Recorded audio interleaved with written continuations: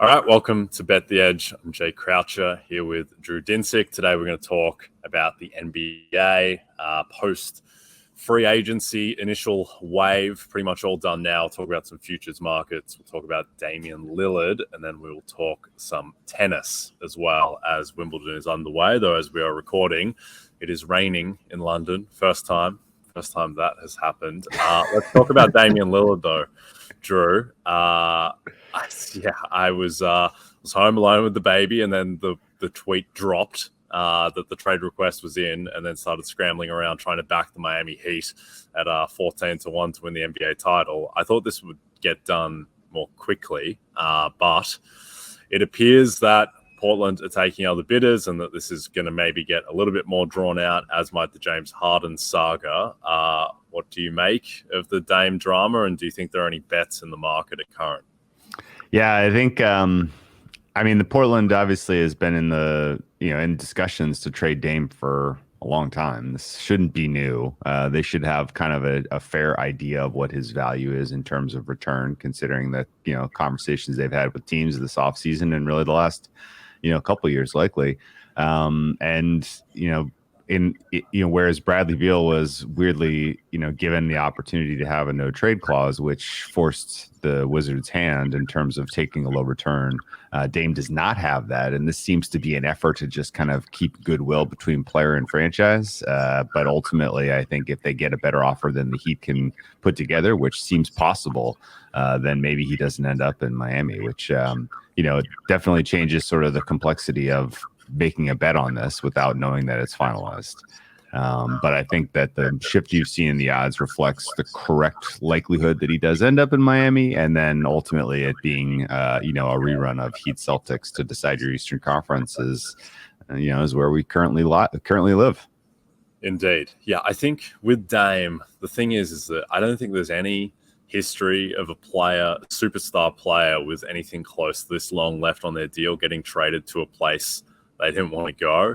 I think the only two parallels are Kawhi getting traded to Toronto and Paul George getting traded to Oklahoma City. But in both of those situations, those guys only had 1 year left on their deal, so just not as much needed to be given up. So I would suggest that basically if Dame, if he really wants to go to Miami, then he will get there. So I would make them the heavy favorite. I definitely wouldn't rule out Boston from trading for Lillard. I think they might even be the second most likely, just because these trades with teams like the Nets and the Spurs, it just doesn't make any sense at all. Why would Lillard leave Portland to go to places where he's not going to be a tier one title contender? Mm-hmm.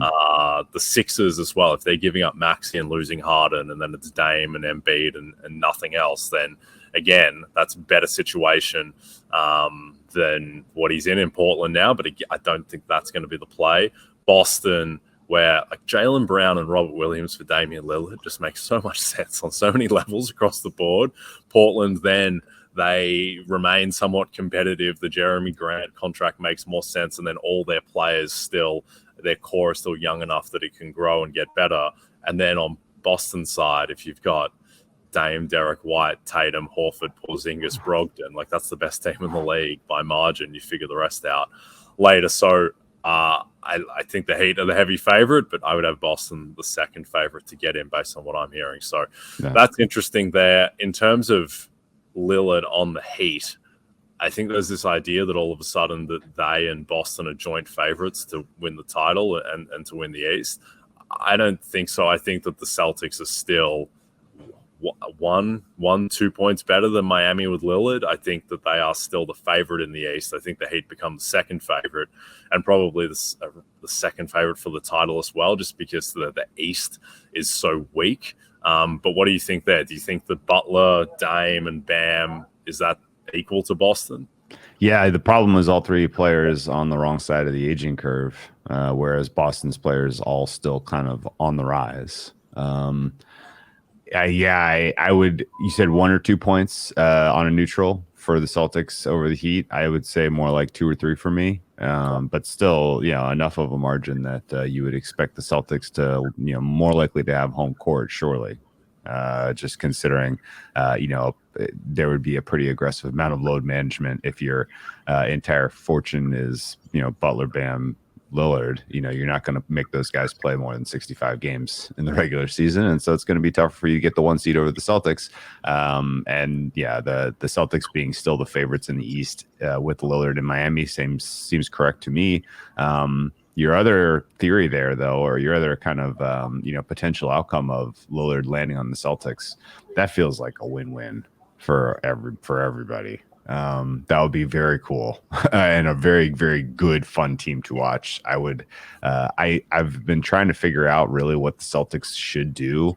I like the Porzingis move a lot, but Jaylen Brown doesn't feel like you're ever going to get the same. You're not going to get out of him what he ultimately could be if he's playing next to Tatum, and Tatum continues, his growth may be a bit stunted by having Brown on the floor. I didn't know how you could get full return for a player like Jaylen Brown unless you get someone like Lillard back. I'm not sure why Lillard hasn't opened his mind to the idea of playing in Boston. His title chances for next year go up appreciably if that's that's where he's living as opposed to Miami. But maybe there's a little bit less. Hey, it's not like Miami's going to be his team. It's still going to be perceived as Jimmy Butler, even though Dame is the guy you would want with the ball in his hands at crunch time. So I'm not sure I see through his point of view why Miami would be a preferred destination over Boston, but that will I'm very much finger on the trigger, ready to pull some futures in for Celtics if and when we kind of see this market settle down. Yeah, and I think there was once upon a time a superstar top 10 player in the NBA who specifically said he didn't want to go to Boston in a trade, and that was Kevin Garnett. He changed his mind and then ended up on the Celtics, of course, and they won the title in the first year. So certainly Dame could change his mind on that front. I know he and Tatum are close, so I'm sure there's a lot of texting going on. I'd love to be privy to those texts between Jason Tatum and Damian Lillard, which could shape the outcome of the NBA for the next couple of years. But yeah, I think the Celtics. I'm already heavily invested on the Celtics at 5-1, 6-1 to win the title. I think that even if Dame goes to Miami, I still think that's value. And then if Dame goes to Boston, then it becomes immense value. So I think they're the best bet on the board at the moment. Let's pivot to Wimbledon and talk about the outright market, the quarter markets as well, now that we have the draw, now that play is underway. And let's start on the women's side. Iga Swiatek, still the heavy favorite at plus 275. She's making quick work of her round one match as expected. Elena Rybakina, who is playing and came back from what ailed her at Roland Garros. She's the second favorite, and then Sabalenka, Kvitova, Coco Gauff, and then Ons Jabeur at 18-1. Sad to see for Ons. What do you make of the women's side of the draw? Yeah, women's draw pretty imbalanced. Most of the significantly talented grass players or players in form landed on the bottom half of the draw. Iga and a handful of challengers who could, have more than 2% chance to win the title on the top half of the draw, which basically says Iga's path to the final is very soft. I would be extremely surprised if anyone truly tests her, particularly on her way to the semifinals. Quarter one, I would have as clearly by far the weakest quarter in the draw, and looks like another potential clash between Iga and Coco Gauff, and your quarterfinal there, where it's pretty lopsided rivalry at this point. No one else that I would say that has much of a chance to take her down. So Iga Q1 was probably the safest bet on the board. Once we saw the draw. Q2, I still think is also a little bit up for grabs. The top player I have in that quarter is Verona Kudermetova. She was not outstanding today, but did come through cleanly, and looks to have a challenging path to get out of Q2, but she's the highest quality player in that quarter. The bottom half of the draw is absolutely gnarly. There are so many really, really, really good players, particularly in quarter four. Quarter three, as you mentioned, is your second favorite in Elena Rybakina. Not a ton of confidence that she should even be the favorite in that quarter. I would have given that preference to Petra Kvitova. By my numbers, Petra has the second likeliest chance to win this tournament. I think her fair price should be about plus 850 outright. And so I have a decent amount of Petra staked to win Q3. I like that plus 250 to win Q3 price, quite a lot, because I think the chances that Rybakina either withdraws, gets upset as she is trying to recover from this viral illness. I think the chances that Jabeur has an early out are pretty likely, and we could wake up before we even get to week 2, and Petra's biggest competition in this quarter could be Elena Ostapenko, who I favor her pretty aggressively against. So, Kvitova plus 250, best bet for me in the third quarter of the draw, and then the fourth quarter, as mentioned previously. This is so competitive. I mean, take a price on a player like Alexandrova and see if she can emerge here. I mean, a known player like Maria Sakkari being the 8th choice, 7th choice in a quarter is pretty amazing at 16-1. This is going to be extremely competitive. Bad break for Sabalenka. Bad break for Madison Keys. If either of those two players had a softer quarter, I think you'd be talking about them likely winning their quarter. This is going to be a pretty wide open look. How are you pricing Karolina Muchova going forward after obviously an incredibly impressive run in Paris, getting to the final? I thought that the last set that she played against Sabalenka, particularly those last 5 games, that was just about as impressive as tennis can be played. And then I thought she was incredibly unimpressive in the final, which is strange to say given she was a ranked outsider and really came within a few points of beating Iga Swiatek in a Grand Slam final on clay. But I thought she really bottled that because Iga wasn't on her game, and Muchova was just completely rattled in the third set and really gave that one away. Didn't play any of the lead-ups to Wimbledon. Has a tough relative to most first-round opponents that you would get in Julie Niemeyer, who kind of gave Iga a scare at Wimbledon last year. What do you make of Muchova in Wimbledon and going forward? Like, should she be priced as the 8th, 9th best player in the world, or what do we do with her? Yeah, I would not describe her run at Roland Garros as fluky, but it was fortunate. I agree with you. She did bottle it in the final. That was hers to take. I think Iga was beatable that day.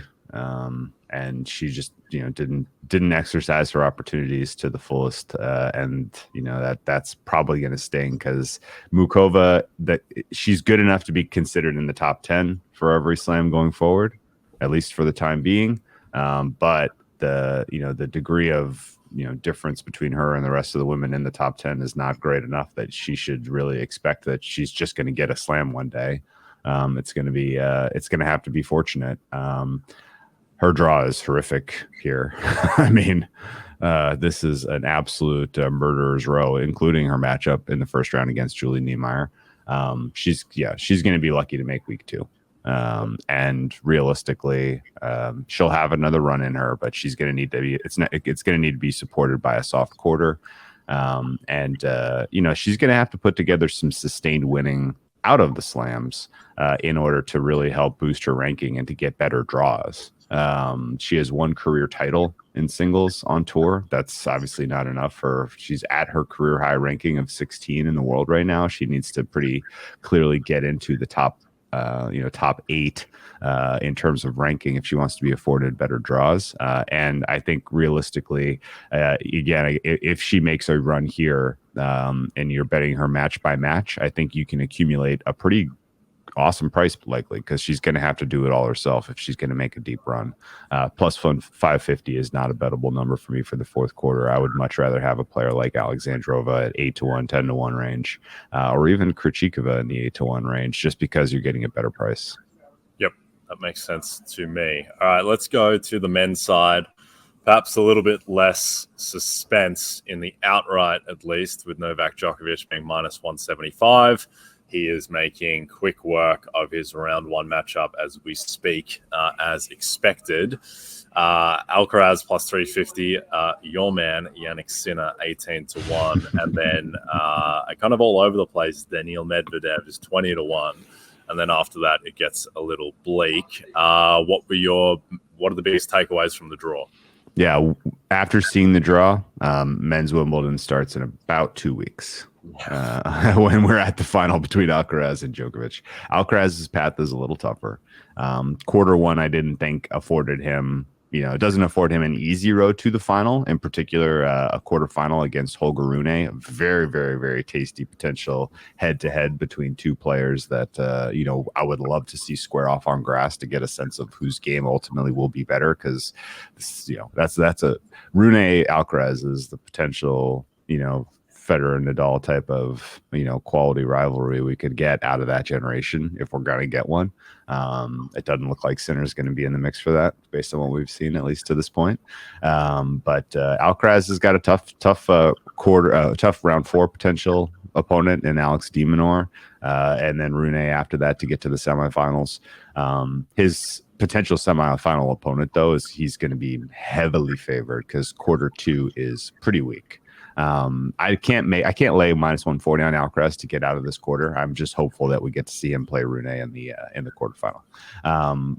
Quarter two, very weak. Quarter three, very weak. I think in both instances, you're going to get a player who makes his first ever semifinal. I think Medvedev is a scratch in this market at 3-1. I think his approach to trying to bring his game to grass this season was a disaster. I don't really know what his team was thinking in terms of tactics he's employing out there.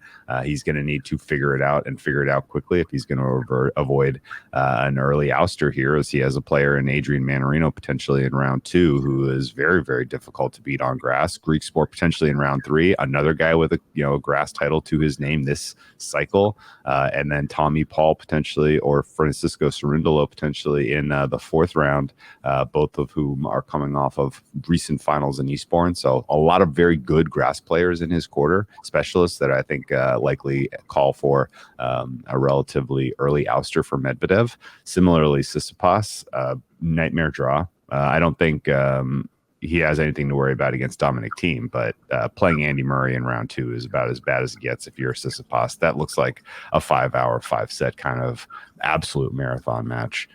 Neither player makes it much further than that round two head-to-head, whoever comes through, in my opinion, because I like some of those names in the American flag section of section 4. Maxime Cressy, I'm excited to see play. We'll get to him again a little bit later in this podcast, but he's got a grass specialist nature that I think favors a decent run for him here. Mr. Young Ben Shelton, who's got a game for being an absolute monster on grass in the future, is in this section of the draw, as well as Sebastian Korda, who's played quite well in the run up here. So a lot of Americans potentially in Q2. A lot of young guys I think that have eyes to get to their first ever Slam semifinal, and I would look for flyers on the likes of the Tommy Pauls, the Maxime Cressys, and the Ben Sheltons of the world at the prices that we're getting, because I just don't think Tsitsipas or Medvedev realistically can get there.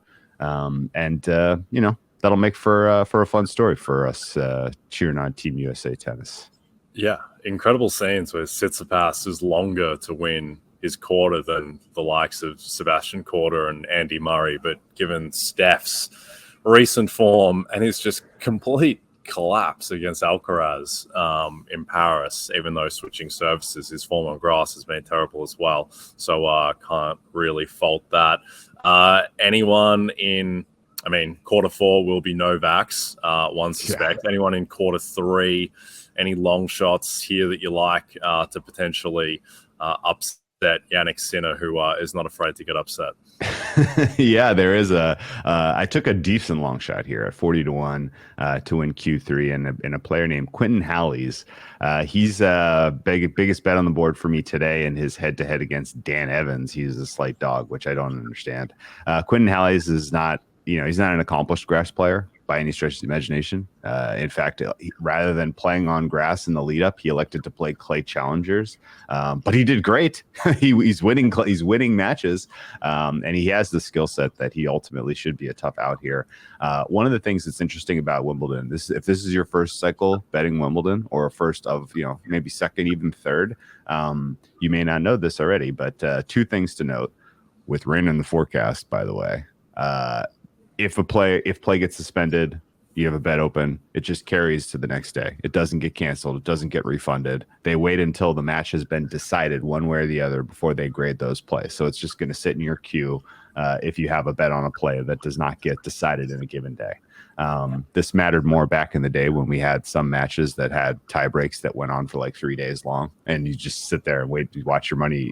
Even a total that was already decided to just sit there in the queue. They wait until the match is truly over before they grade those.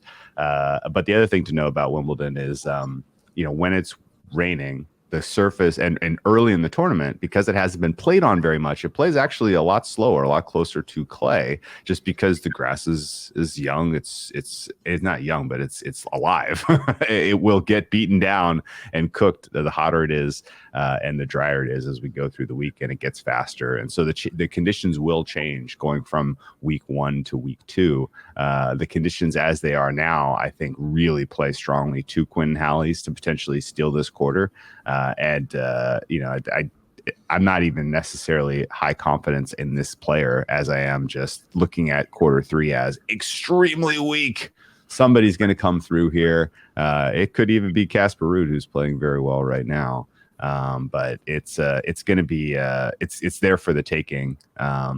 Taylor Fritz, the American, certainly has high expectations that he could come through here. He's fairly priced at the top of the table here for quarter 3, and ultimately I think ultimately I think there's going to be a surprise here, so I don't mind taking a long shot, or somebody in the 40-1 range just to put together some form and surprise here.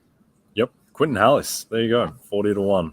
The only two guys who in the outright market that I am paying attention to outside of the two big favorites are Rune and Sinner, just because I think those are the only two guys who probably have the upside to touch Alcaraz and Djokovic without injury. But even then, you would suspect that they are drawing pretty close to dead, and we will get the final that we all expect. All right, before we get to our best bets for Wimbledon tomorrow, a reminder that Sunday mornings mean MLB leadoff on Peacock. You can live stream games all season long, and this week, the AL West leading Rangers travel to the nation's capital to face the Nationals. Coverage of the matchup begins at 11:30 a.m. Eastern. It's exclusive on Peacock. All right, Wake and Cash Wimbledon bets. You alluded to your man, Maxime Cressy. What do you like for him tomorrow? Yeah, so this is a little bit of a buy low on Cressy, even though he's a small favorite. And it's a little bit of a sell high on Laszlo Giri, who I do not favor at all, even with the slower conditions that we have out there lending themselves to his clay pedigree. I think this is still a huge mismatch when it comes to serve and style in favor of Cressy. I think Cressy puts together a little form here. If he had not had a little bit of a poor run of form over the last really 6 months, I think this would be priced more like -400 for Cressy. So you're getting a discount. I like to, rather than go heavily on the money line at -140, I think if Cressy puts his game together the way I would expect, this looks like a 3-1, potentially a 3-0 win for him. So I'm going to go and lay the sets here. -1.5 sets for Maxime Cressy is +135, +140 if you shop around. And that's basically just saying he's going to win in 3-0 or 3-1, as opposed to winning in 3-2 or losing outright. So a fun way to kind of try to exercise a little bit of what I think is a pretty clear advantage in terms of, style of play and strength of serve. And, if Cressy ultimately he may burn money for me this tournament, but I don't mind taking a shot against a player like Giri, who really only thrives in the especially slow conditions. Yep, like it. Maxime Cressy, riding with him all the way. All right, I am going with a home run swing. I'm taking Shelby Rogers to beat Elena Rybakina. the reigning defending champ who broke my heart. Shelby is plus 525 on the money line on MGM. You can get north of plus 600 if you shop around a bit. And I guess when you're backing a underdog in the 6-1 range, you want variance. And I think that Rybakina's health gives you that variance, where I just don't know what we're going to get from her. Obviously, her illness was very bad if it forced her to pull out of Roland Garros when she was one of the top 3 favorites. She said that her preparation has not been ideal for this tournament. And also, they played each other about 12 months ago, almost to the day, in a lead-up tournament on grass to Wimbledon last year. And Shelby Rogers got her in straight sets. So you add all that up, and I think that Rogers is much more live than your typical 6-1 dog. Now, Rybakina looked fine enough in Berlin, even though Vekic got her in 3 sets. So you suspect that she's probably going to be okay. But I think there's a decent chance that she's just not the player that you would attach to her name, and that Rogers is a bit of value as an underdog. What do you think of this match? Yeah, I mean, Shelby Rogers is a player who people have largely forgotten about because this year has not gone well for her. But she does have grass pedigree. And the questions you raise about Rybakina's form, I think, are real. Some of the videos that I've seen of her practicing, she does not look like she is, tuned to the degree where, she's going to be minus 900 type of player. I think, if she's winning, it's going to be ugly. I don't mind taking the games with Shelby Rogers, and this is ultimately may come down to, tie breaks deciding it one way or the other. Rybakina needs rhythm on her serve. She needs timing. She's hitting winners. She's not, looking for extended rallies and looking for her opponent to make mistakes. Like, her game is very much about power and winners and rhythm, and just having not played, I think, matters. And certainly the idea of if the going gets tough, she looks ready to pull the plug and focus on her health. Yeah, I mean, she pulled out of Roland Garros completely by surprise. So it would not surprise me if she ultimately decides to eject. I'm not saying, quits mid-match, but, just doesn't have the fighting spirit to kind of grind through, a really difficult challenge. So, huge upside on Rogers as the underdog. That's a fun look. Yep, I think we're backing her as well. She's the type of player when she's off, it can all really fall apart. She's not like this kind of consistent, steady Belinda Bencic type where you can probably just maybe grind through, even if not at perfect health and perfect rhythm. But when Rybakina is off, it doesn't look good, and I think there's a much bigger chance than usual that she'll be off tomorrow morning. All right, Maxime Cressy and Shelby Rogers, the two upcoming heroes of Independence Day. Who better to ride with? Cressy and Rogers. This wouldn't be new, by the way, for Shelby Rogers coming away with a huge upset at a slam level. She beat Ash Barty in 2020, 21. I think 21. Yeah. She beat her at the U.S. Open when Ash Barty was, by many considered, likely to win that tournament. Shelby got her. Yep. She'll do it again tomorrow morning. All right. Don't forget to check out NBCSports.com for more information to help you with your wagers. Thanks, everyone watching on the NBC Sports YouTube channel. And if you're listening to us in podcast form, don't forget to rate and subscribe. From Jay Croucher and Drew Dinsick, we'll see you soon.